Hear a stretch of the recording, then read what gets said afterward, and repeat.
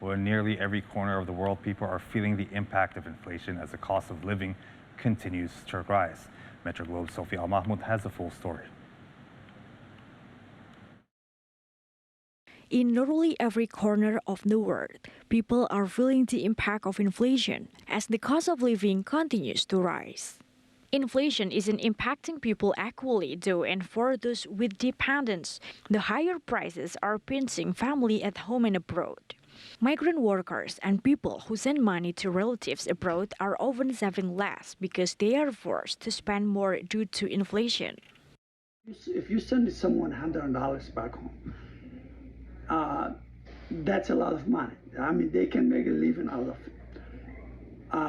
But after the inflation, they have to have at least $120 to just buy basic necessities.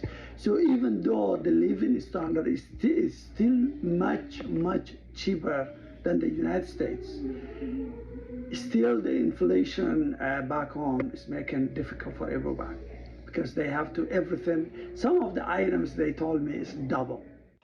For some, the only option is hustling every harder, working weekends and nights, taking on second jobs. For others, it means cutting back on meat and fast foods in order to send what's left or their saving to family back home, some of whom are fleeing famine or conflict. I have to be more mindful the fact that I have to help my relatives back home. It also affected me in a way. I have to watch my expenses. I have to be careful about how much money I spend per month. Lisa Jada sends about 200 euros or around $195 from her desk job in Cyprus to family in the Philippines each month. To save money, she looks for cheaper food at the grocery store and buy clothes from a charity shop affiliated with her church. It's also helpful for us, like workers, to get some cheaper stuff in the supermarket. And then with the clothes, yeah, we're fond of going to a thrift shop or a charity shop for nice clothing because we could find nice clothing in there.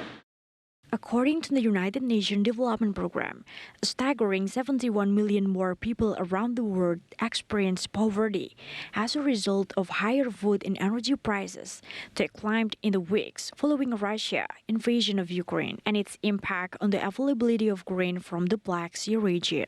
The ripple effect of the war in Ukraine on grain importing countries exacerbated already dire economic conditions in countries still reeling from the economic shock of the COVID-19 pandemic and the effect of climate change. When the price of food and fuel shot up globally, that means what people are able to send to relatives back home is not going as far as it once did.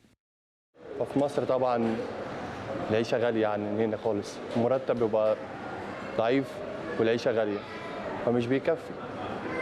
فاخدت خطوة هنا، كان في ناس هنا اصحابي انا قالوا لي حاول تيجي وكده وتسعى. بس فعجبتني الفكرة قلت اجرب، كده في مصر الدنيا غالية فمش هتفرق يعني. The International Monetary Fund estimates the global inflation will peak at 9.5% this year, but in developing countries, inflation is much higher.